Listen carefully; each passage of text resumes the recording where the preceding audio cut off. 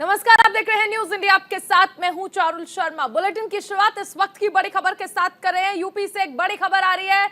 UP cabinet का जल्द होगा विस्तार। नवरात्र में कैबिनेट विस्तार संभव माना जा रहा है। इस वक्त की बड़ी खबर, यूपी कैबिनेट में जल्द विस्तार होने वाला है। सूत्रों के हवाले से बड़ी खबर आपको बताई जा रही है। ओपी राजभर को कैबिनेट में जगह दी जा सकती है।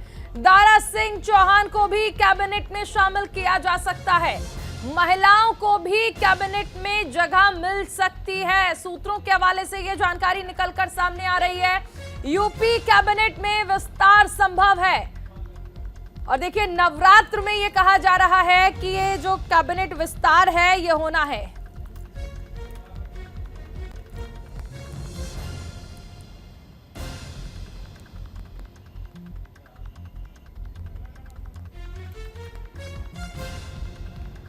बड़ी खबर, यूपी कैबिनेट का विस्तार जल्द ही हो सकता है। देखिए, 15 अक्टूबर से नवरात्र की शुरुआत हो रही है और ऐसे में ये माना जा रहा है कि इस नवरात्र कैबिनेट विस्तार किया जा सकता है उत्तर प्रदेश में।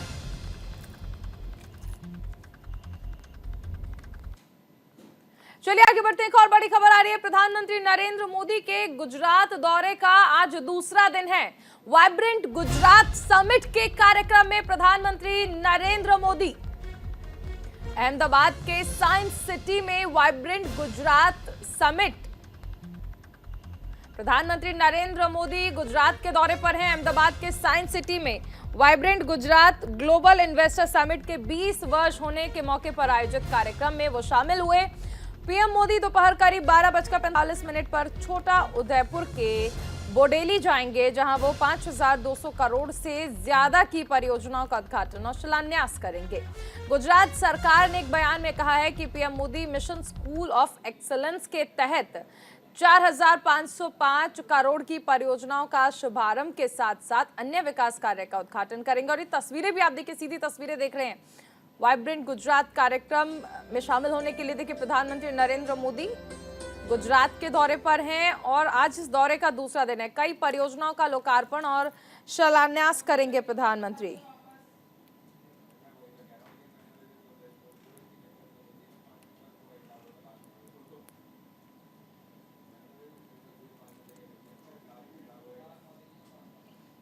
तो पीएम मोदी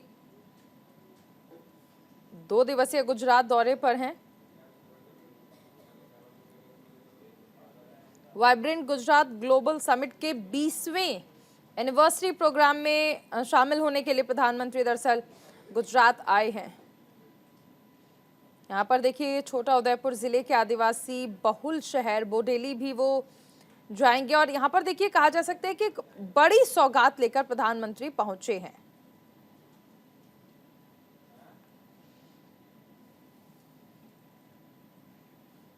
4500 करोड़ की सौगात प्रधानमंत्री देंगे।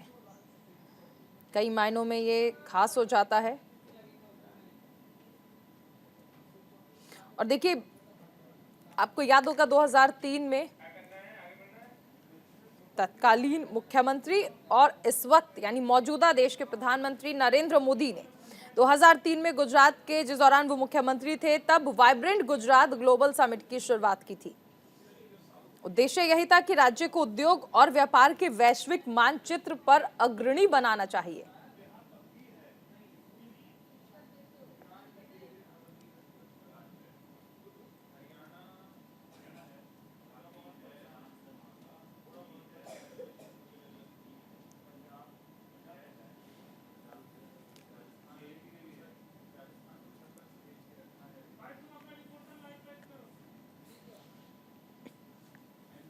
वाइब्रेंट गुजरात ग्लोबल समिट के 20 साल पूरे होने के मौके पर प्रधानमंत्री नरेंद्र मोदी गुजरात पहुंचे हैं। अहमदाबाद में कार्यक्रम है। गुजरात के राज्यपाल आचार्य देवव्रत और सीएम भूपेंद्र पटेल भी देखिए साथ में रहेंगे इस दौरान।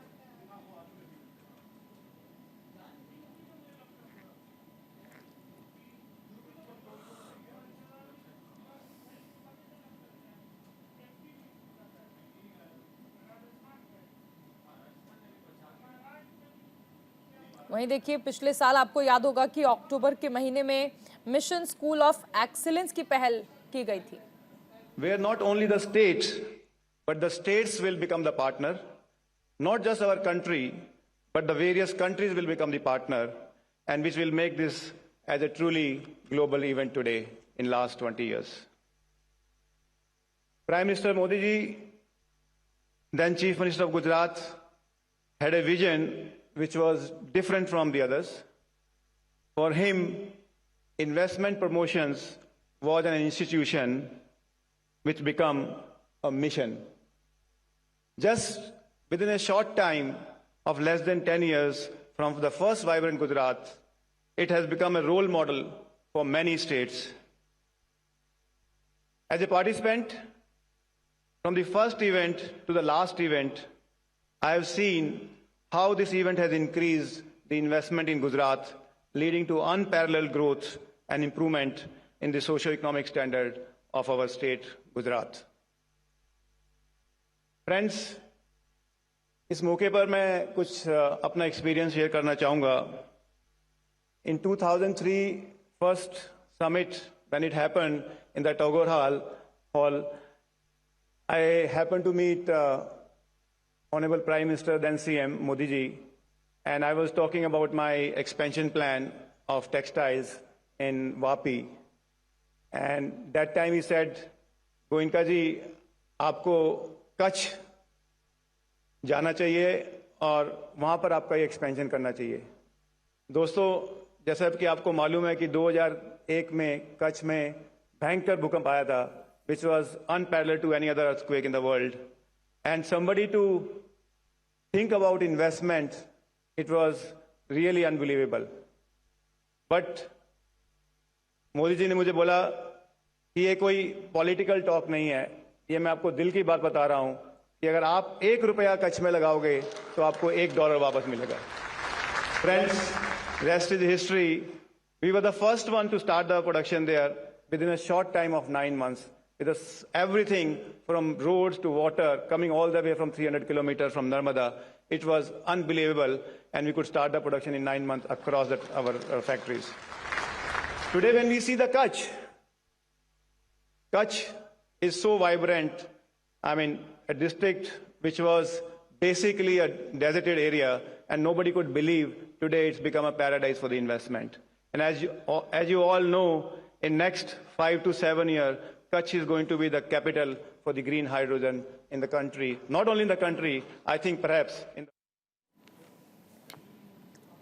और चलिए आगे बढ़ते, एक बड़ी खबर आपको बता दें. खालिस्तानी नेटवर्क पर एनआईए का बड़ा एक्शन. इस वक्त की बड़ी खबर आपको बताई जा रही है. 6 राज्य में एनआईए की ताबड़तोड़ छापेमारी जारी है. एक साथ 50 से ज्यादा जगह पर एनआईए ने रेड की है. पंजाब, हरियाणा और राजस्थान में छापेमारी हो रही है. लॉरेंस बिश्नोई, बम्बीहा और अशदल्ला गिरोह के सहयोगियों के ठिकाने पर भी छापेमारी की जा रही है. एनआईए की ये बड़ी कार्रवाई. खालिस्तानी नेटवर्क पर एनआईए ने यह बड़ा एक्शन लिया है. 6 राज्य में एनआईए ने ताबड़तोड़ छापेमारी की है. एक साथ 50 से ज्यादा जगह पर एनआईए ने रेड की है. पंजाब, हरियाणा, राजस्थान में छापेमारी चल रही है.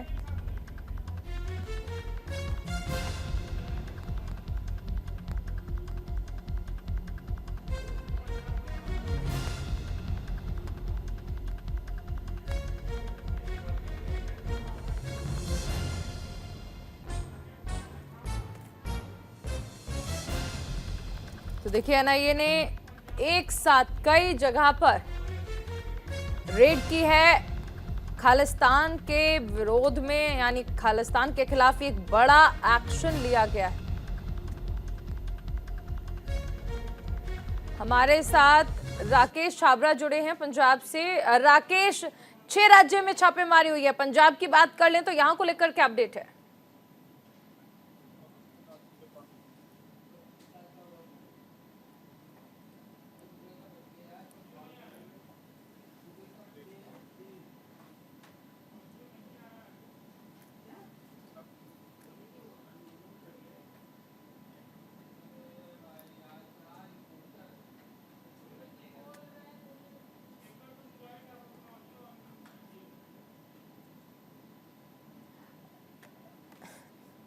राकेश, आपकी आवाज नहीं आ रही है, आप अपना ऑडियो अनम्यूट कर लीजिए।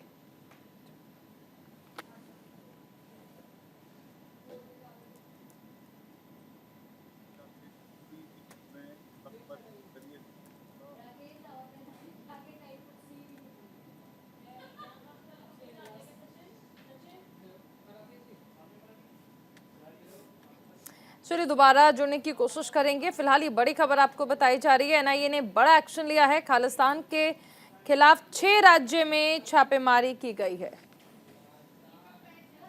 चलिए आगे बढ़ते, एक और बड़ी खबर राजस्थान से आ रही है। राजस्थान में एनआईए ने बड़ी कार्रवाई की है। राजस्थान के 13 जिलों में एनआईए ने रेड की है। खालिस्तान समर्थकों पर एनआईए ने शिकंजा कसा है। राजस्थान के हनुमानगढ़, झुंझुनू, श्रीगंगानगर, जोधपुर सहित 13 शहरों में एनआईए ने छापेमारी की है। देर रात से ये छापेमारी जारी है। राजस्थान में एनआईए ने बड़ा एक्शन लिया है।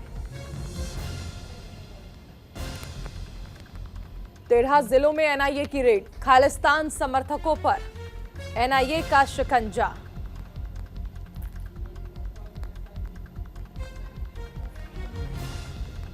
बड़ी खबर आपको बता दें, राजस्थान से आ रही है। एनआईए के खिलाफ बड़ी कार्रवाई की गई है।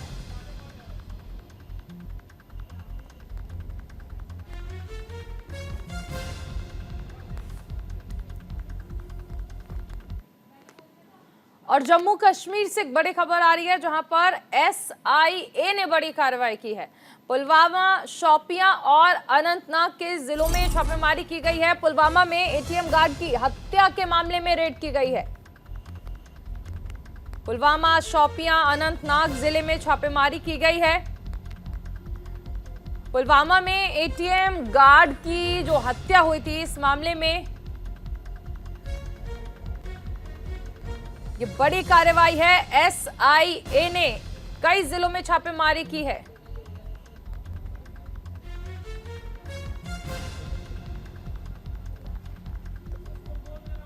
एटीएम गार्ड की जिस तरह से हत्या की गई थी, इस मामले में ये बड़ी कार्रवाई है। 3 जिलों में ये छापेमारी चल रही है।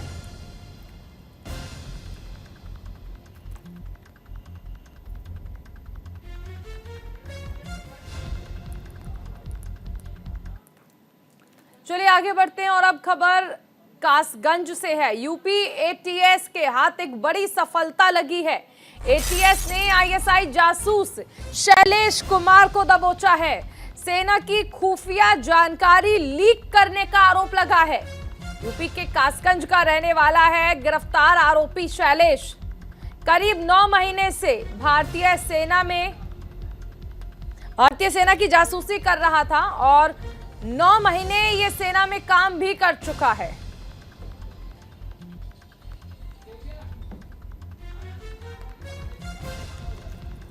कासगंज से जासूस को गिरफ्तार किया गया है।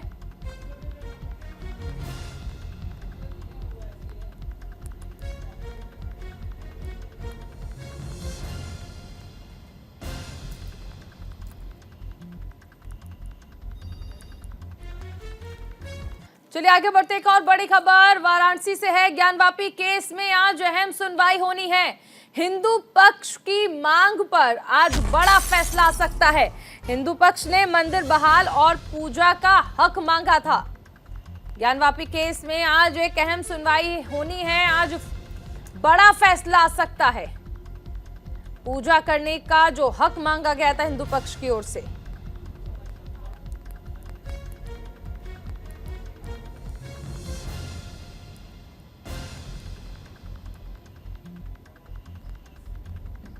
तो हिंदू पक्ष ने देखिए पूजा करने का हक मांगा था और इस मामले में आज फैसला आ सकता है।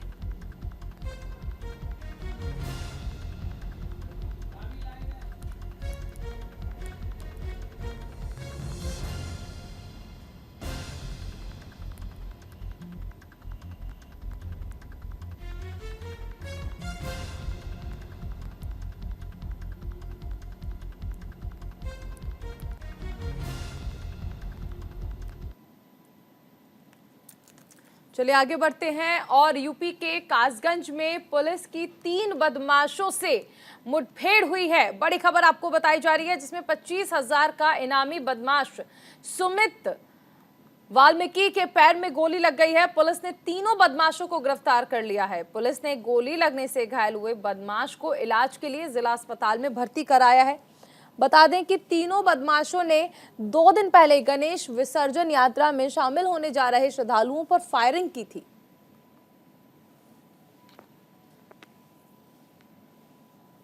कासगंज पुलिस की बदमाशों से मुठभेड़ हुई है। इनामी बदमाश सुमित वाल्मीकि इस दौरान घायल हुआ है।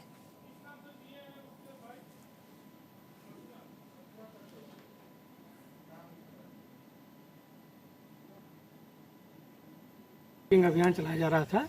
इस चेकिंग के दौरान निरीक्षक अपराध और उनकी टीम को एक सूचना मिली कि ढोलना क्षेत्र से एक बाइक से 3 सवार तातारपुर रोड की तरफ उनका मूवमेंट है। इस सूचना पर उनके द्वारा प्रभावी चेकिंग के लिए तीनों अपनी टीम लगाई गई। इस टीम के सामने जब पहुंचने पर ये तीनों जो व्यक्ति मोटरसाइकिल से जा रहे थे, इनको रोका गया।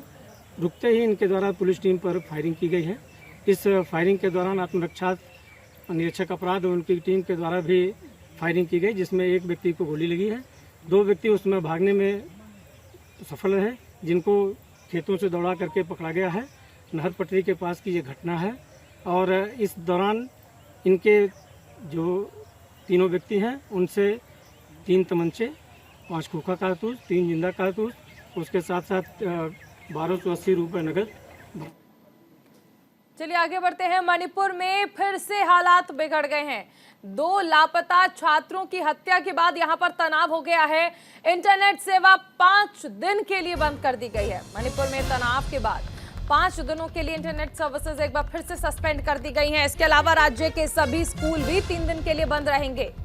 मणिपुर से जुलाई से लापता 2 छात्रों के शवों की तस्वीर सोशल मीडिया पर वायरल हुई है। इसके बाद इम्फाल स्थित स्कूल और कॉलेज के छात्रों के विरोध में रैलियां निकाली गई। इस पर काबू पाने के लिए पुलिस ने लाठीचार्ज किया तो 30 से ज्यादा छात्र घायल हो गए। इस कारण राज्य में फिर से तनाव बढ़ गया है। राज्य में तनाव के बीच मणिपुर के मुख्यमंत्री एन बीरेन सिंह ने कहा कि लापता छात्रों के दुखद निधन के संबंध में मैं लोगों को आश्वस्त करना चाहता हूं कि राज्य और केंद्र सरकार अपराधियों को पकड़ने के लिए मिलकर काम कर रही है। तो देखिए, 2 छात्रों की हत्या के बाद से यहां पर तनाव है। मणिपुर में हालात बिगड़ रहे हैं। 5 दिन के लिए एक बार फिर से इंटरनेट सेवा को बंद कर दिया गया है।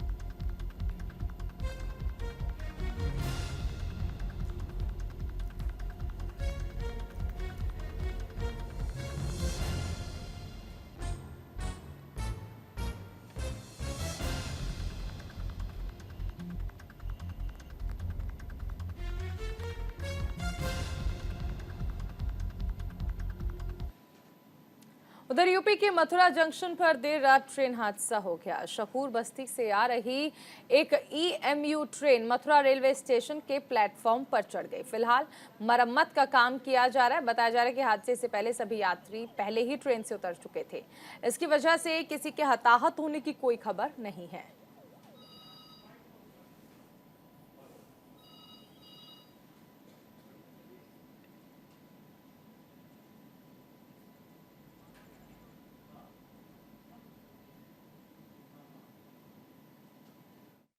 नहीं, कोई बाधित नहीं है। ट्रैक तो कोई बाधित ही नहीं हुआ है, रात से भी नहीं हुआ है। स्मूथ मूवमेंट अप डाउन में हो रहा है, कोई ऐसी चीज सिचुएशन नहीं।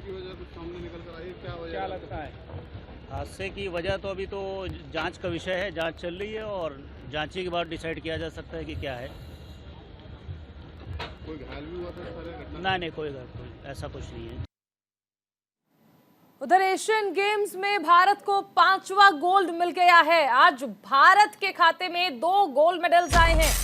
एशियन गेम्स में भारत ने अब तक 18 मेडल जीत लिए हैं। 5 गोल्ड, 5 सिल्वर और 8 ब्रॉन्ज मेडल पर भारत ने कब्जा कर लिया है। बड़ी खबर आपको बताई जा रही है। एशियन गेम्स में भारत को एक और गोल्ड मेडल मिल गया है। अब तक 18 मेडल्स भारत की झोली में आ चुके हैं। 2 गोल्ड, 5 गोल्ड, 5 सिल्वर। भारत के खाते में 2 गोल्ड मेडल्स और आ चुके हैं। एशियन गेम्स में भारत लगातार अपनी छाप छोड़ रहा है। 8 bronze medal, 5 gold, 5 silver. Bharat का दबदबा एशियन गेम्स में आप देख सकते हैं। 18 मेडल्स अब तक भारत की झोली में आ चुके हैं। और इसी के साथ इस बुलेटिन में फिलहाल इतना ही। आप बने रहिए न्यूज़ इंडिया के साथ।